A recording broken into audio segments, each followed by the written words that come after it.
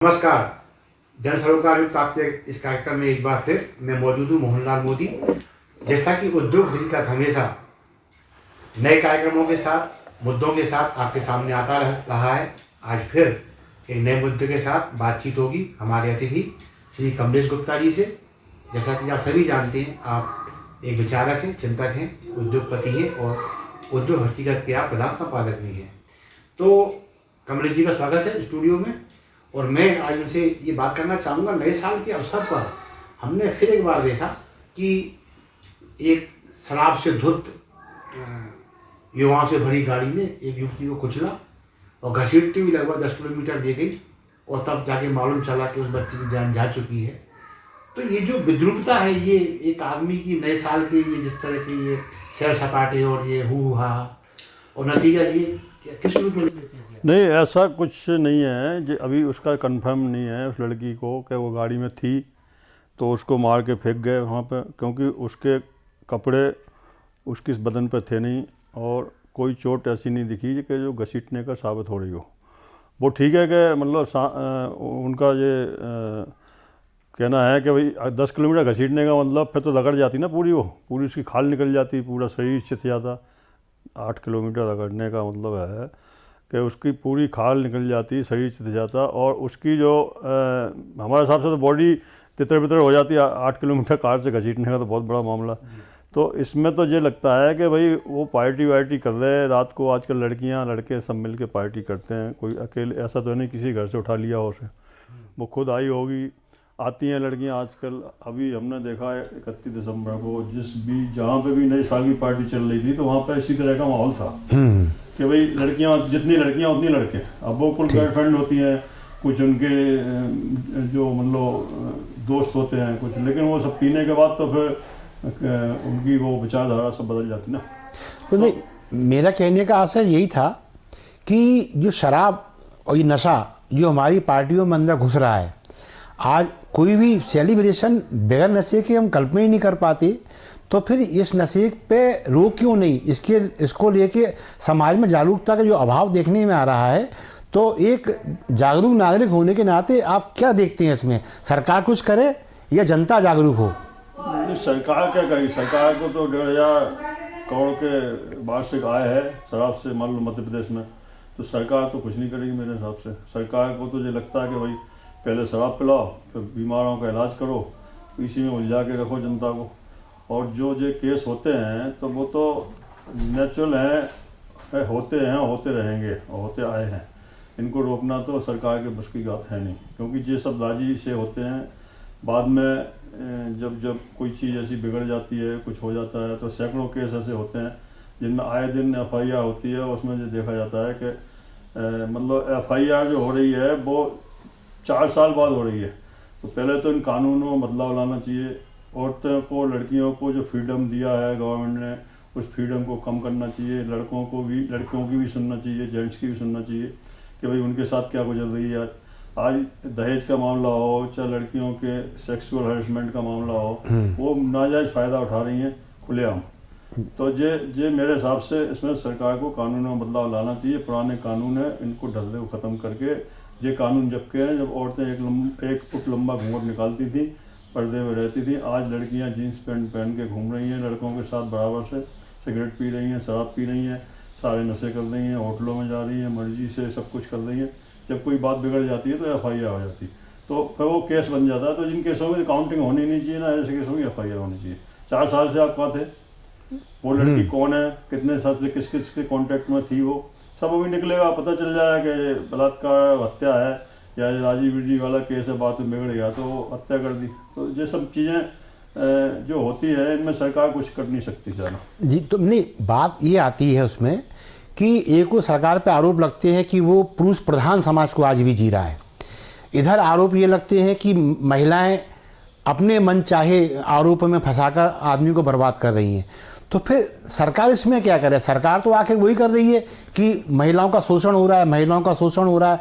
और पुरुष प्रधान लोकसभा, मैं इसलिए कह रहा हूँ कि लोकसभाओं में, विधानसभाओं में सर्वाधिक संख्या पुरुषों की ही है। अब उसके बावजूद भी अगर कानून महिलाओं के पक्ष में काम करके और पुरुषों को प्रताड़ित कर रहा है, तो इसमें फिर गलती किसकी? कानून की या आम जनता की? नहीं, अभी तो कानून को चेंज करना ही पड़ेगा। आज की पढ़ी लिखी लड़कियां हैं जो कि अपने डिसीजन खुद लेती हैं।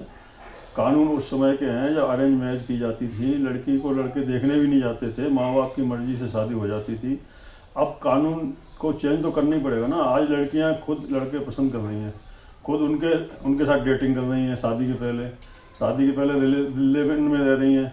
अब लिव इन में रह रहा है कोई 5 साल से, 5 साल बाद उसका लिव इन बिगड़ता है तो FIR कराई थी, साहब मेरे साथ धोखा किया, शादी का झांसा देकर मेरे साथ 5 साल तक रेप किया। तो 5 साल तक आप शादी का झांसी देखती नहीं, कोई मतलब आपको ऐसा नहीं लगा कि एक बार में ही झांसा क्लियर हो जाता कि भाई उन्होंने कहा कल शादी कर लेंगे भाई, तो चलो भाई कल नहीं परसों कर लो, 15 दिन बाद कर लो, महीने बाद कर लो। तो ये सब आज ज़रूरतें हैं, लड़कियों की भी ज़रूरत है, लड़कों की ज़रूरत है, कोई एक दूसरे से कम नहीं है। अब लड़कियों का जो प्रॉब्लम है कोई ऐसा मतलब मेरी नज़र में तो कानूनों में बदलाव लाना चाहिए। और शराब पे जो आप कह रहे हैं तो शराब पे तो सरकार ही चाहे तो उस पर बंदिश लगा सकती है, समाज उसमें कुछ नहीं कर सकती। कोई समाज की तो आज की जो वर्ग है, युवा वर्ग है, कोई पार्टी उनकी विदाउट शराब नहीं होती। और उस शादी को भी बेकार माना जाता है जिस शादी में शराब ना हो, क्योंकि एक शराब एक वैसी चीज़ हो गई कि मतलब ज़रूरत हो गई, समझ लो लोगों की कुछ तो ज़रूरत हो गई, कुछ स्टेटस हो गया, और कुछ जो है आज की युग जो हमारा चल रहा है कि जो अमेरिका लंदन बच्चों को भेज रहे पढ़ने लिखने, तो उसका भी इफेक्ट है।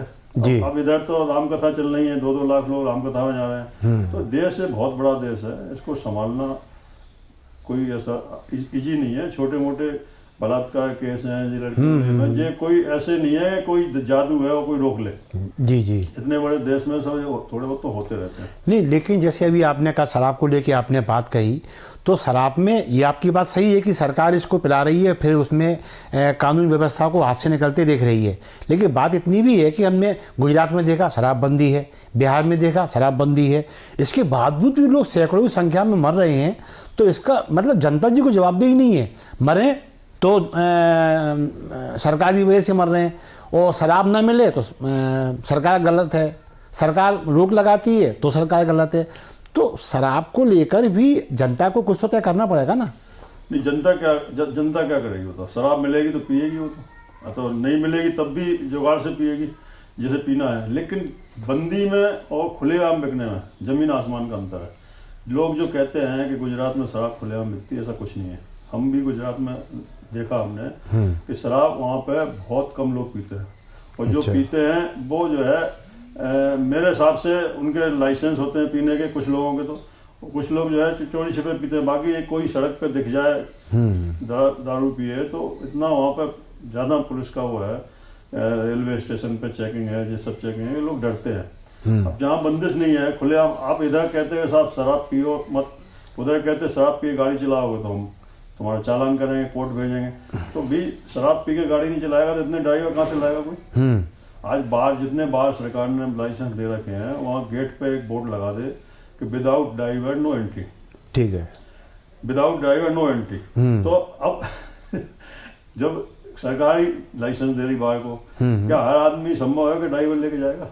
ठीक है, सरकार को नहीं पता कि लोग शराब पी के ही गाड़ी चलाते हैं। जितने बाइक वाले लोग हैं कलारी पे जाते हैं, आजकल देसी इंग्लिश बगल बगल में कर दी, बैठने का हाथे बना दिए इतने बड़े बड़े। तो वहाँ पे क्या कोई एक 2 आदमी जाएंगे, एक बाइक चलाएगा बगैर पिए वाला और पीने वाला पीछे बैठेगा, तो ऐसा संभव नहीं है। तो ये तो जबरदस्ती वाली बात है, लोगों को परेशान करने वाली बात है कि इधर शराब भी पिलाओ उधर उनके चालान भी काटो। और एक मजदूर 500 रुपये कमा के लाया, उसने 200 की शराब पी ली, 300 रुपये लेके घर जा रहा, 200 रास्ते पुलिस ने छुड़ा लिए, और अब क्या बचा उसके बाद? 100 रुपये तो घर नहीं चलेगा ना उसका, इसलिए प्रॉब्लम है। नहीं, प्रॉब्लम तो यहाँ ये भी है ना कि सिगरेट पे लिखा हुआ है ये स्वास्थ्य के लिए हानिकारक है, ये जानलेवा है, शराब पे लिखा है ये जानलेवा है, ये हानिकारक है। अब इसके बावजूद भी आदमी संभलने तैयार नहीं है, वो शराब के लिए सुबह 4 बजे लाइन लगा लेता है। मतलब अभी हम उदाहरण के बतौर देखें, किसी अहाते पे आप किसी दुकान पे चले जाइए, दुकान नहीं खुली है, अभी सुबह 6 बजे का 5 बजे का टाइम है, और लाइन ऐसे लग जाती है जैसे राशन बंटने वाला है यहाँ पे। तो जब आम आदमी स्वयं ही मृत्यु के मुंह में चला जा रहा है तो सरकार इसमें कहाँ तक रोक लगाए? ऐसा है, जो आम आदमी है ना, भारत का जो आम आदमी है वो बगैर पढ़ा लिखा है ज़्यादातर। 27 करोड़ लोग तो ऐसे हैं जो काला अच्छा फैसला, उन्हें ना अपना अच्छा पता ना बुरा पता। और जहाँ तक शराब की बात है तो शाम को 7 बजे खोले ना दुकान, 5 बजे 7 बजे तक का टाइम रख ले सरकार, देखो कैसे नहीं उस पर अंकुश लगता। जब 7 बजे के बाद शराब ही नहीं मिलेगी तो रात को 11 बजे क्यों आदमी घूमेगा सड़क पर? तो सरकार खुद नहीं चाहती ये सब चीज़ें। सरकार अगर चाहे, जिस दिन चाहे कि भाई शराब 5 बजे 7 बजे तक दुकानें खुलेंगी और सरकारी दुकानें खुलेंगी, या ठेके इसी बात के देगा 2 घंटे के लिए दुकानें खुलेंगी, 75% शराब कम हो जाएगी पीना लोगों की। जब मिलेगी नहीं तो कहाँ जाओगे? फिर अब वही बात आती है कि पुलिस क्यों रोक लगाई? पुलिस को तो पैसा मिलता है उस बात का, तो पुलिस रोकेगी क्यों? पुलिस को तो पैसा मिलता है कि गाड़ी तुम पियो हम पकड़ेंगे, ठीक साइकिल चलाते हुए जो है तो उनसे छीन लेंगे। बिल्कुल। तो अभी नए साल में कितने लोगों ने शराब पी? अभी अकेले जयपुर में कितने शराब, मतलब रिकॉर्ड तोड़ शराब बिकी। हाँ, चालान भी बहुत हुए, केस भी बहुत बने वहाँ। तो मतलब लेकिन अब शराब का तो चलन, अब लड़कियां भी पीने लगी ना, तो डबल तो हो ही जाएगा ना जी। अब लड़कियां भी लड़कों के बराबर शराब पी रही हैं, सिगरेट पी रही हैं, तो फिर लड़कियों के ऊपर लड़का कुछ कर दे तो उसको जेल जाना पड़ता है। कोई भी केस प्री प्लानिंग बन जाता है और उसको 20 साल की जेल हो जाती है। जेलें तो इसी भरी पड़ी है ना जी जी। हमारे हिसाब से तो आधे केस तो कोर्ट में जाने नहीं चाहिए, यही निपटने चाहिए थाने लेवल पर जी जी। तो ठीक है, तुम 5 साल से इनके साथ रह रहे, चलो अलग होना हो जाए, कोई इसमें FIR नहीं होगी। नहीं, तो बात ये आती है उसमें कि लड़की ने कहा, उसने कोई आरोप लगा दिया, तो विधान तो ये कहता है कि FIR लिखाना आम आदमी का अधिकार है। FIR की बाद में जो जांच होती है उसके आधार में मामला कोर्ट में जाता है और जो सही पक्ष है वो जीतता है। आखिर हम भी देख रहे हैं कई सारे मुकदमे अपनी मौत मर जाते हैं और महिलाएं बहुत तेजी से मुकदमे हार रही हैं। तो हमें न्याय प्रणाली में भरोसा रखना चाहिए। हमें नहीं, FIR क्यों हो, पहले जांच हो ना जी। पहले जब ऐसे केस 2 तरह के होते हैं, एक 4 साल की बच्ची के साथ किसी ने बलात्कार किया, उस पर FIR होनी चाहिए, जेल होनी चाहिए, फांसी होनी चाहिए, सब होना चाहिए। लेकिन जो लड़की मैच्योर्ड है, मैच्योर्ड लड़की और मैच्योर्ड लड़का है और वो राजी बिरजी से रह रहे हैं, तो उन पे FIR होने के पहले जांच होनी चाहिए। पहले जांच हो कि भाई पूरे प्रूफ निकाले जाएं, फ़ोन के रिकॉर्ड निकाले जाएं कि कैसी शुरुआत है, कहाँ से शुरुआत है, इसमें लड़का कहाँ गलत है। अब खाली इससे लड़का गलत है कि लड़की है, पक्ष में कानून है, तो वो तो फिर एक तरफा फैसला हो गया ना। इसमें कोर्ट कहाँ से आ गया? अभी पहले तो पुलिस ही जांच करे और पुलिस ही से खत्म कर दे। ठीक, कभी जांच में पाया गया कि जैसा राजीव बिरजी से इसको केस को नहीं माना जाएगा। ठीक, तो ये पुलिस को अधिकार मिलना चाहिए, कमिश्नरी प्रणाली में आई गए वैसे जज के कुछ मजिस्ट्रेटी अधिकार पुलिस को ही मिलना चाहिए, तो वो अपने डिसीजन पे फैसला कर दे, SSP कर दे कि भाई तुम लोग 7 साल से साथ रहे, तब तुम लोग प्रॉब्लम क्या, क्यों FIR करा रहे? भाई तुमको नहीं रहना है तो बोलो, उससे कुछ पैसे चाहिए, पैसे ले लो, छोड़ो उसका, तुम भी जाओ अलग, वो भी जाओ, तो कुछ केस तो निपट सकते ना। ठीक, लेकिन पुलिस को भी उसमें कोई गौर नहीं करती, वो भी उनका बेनिफिट उठाते हैं बस बिगड़े हुए कानून का। तो कानून की जहाँ तक बात आती है, इसमें एक बात तो बहुत स्पष्ट है कि महिलाओं के पक्ष में कानून इस तरह से बन गए हैं जिसमें पुलिस का कहना ये है कि हमें जो लिखाया जा रहा है वो हमें लिखना ही है। इधर हमारे अतिथि कहते हैं कि ऐसा नहीं होना चाहिए, हमें शिकायत के पहले उसकी जांच करनी चाहिए और ये पता लगाना चाहिए कि आखिर इसका बेस क्या है। अगर बेस निराधार है तो फिर अदालतों पर इन केसों के बोझ नहीं बढ़ने चाहिए और जो मजलूम पक्ष है, जो पुरुष वर्ग है, उसको इससे सही रियायत, उसका जो हकदार है उसे मिलना चाहिए। इसके लिए कानून में परिवर्तन आवश्यक है। ये हमारे अतिथि महोदय की ओर से ये बहुत महत्वपूर्ण सुझाव है। और एक और बात है जी जी कि मतलब पुलिस चाहे तो आधे केस तो कोर्ट में जाए नहीं। कोर्ट में तो जबरदस्ती केस घटी है, 5 करोड़ पेंडिंग केस पड़े हैं आज की तारीख में। अगर नया केस नहीं जाए तो 150 साल लग जाएंगे निपटाने में। तो फिर इसका मतलब 35 साल बाद फैसला आएगा, 30 साल बाद फैसला आएगा। ये कोई न्याय मिला के जी जी नहीं, कोई आदमी 20 साल की 10 साल जेल में सड़ रहा, उसका फैसला आ रहा है साहब वो निर्दोष है, तो ये क्या कहाँ की न्याय होगा? बिल्कुल। अरे पुलिस चाहे तो जज तो अंधा है, वो तो कहता है मेरा कानून अंधा है, मैं तो कागज के बेस पे और गवाही के बेस पे काम करता हूँ। तो गवाह तो झूठे भी जाते हैं, खरीदे भी जाते हैं। तो पुलिस के पास तो सारे पावर है ना। बिल्कुल, पुलिस चाहे तो मौका मुआयना करके वहीं रिपोर्ट लगा दे फाइनल, बिल्कुल इसमें सब असत्ता है। पुलिस को पावर दिए जाए, बिल्कुल है विदेशों में पुलिस को पावर है कि भाई वो तुरंत उसका वो करते, कोर्ट का काम ही नहीं हो। बिल्कुल। और पहली बात तो बाहर के किसी देश में, अपने 2-4 देश अगर एशिया के छोड़ दें तो किसी देश में ऐसा कानून नहीं है कि 5 साल साथ में रहने के बाद एक FIR हो जाए। ये तो बिल्कुल सरासर गलत है।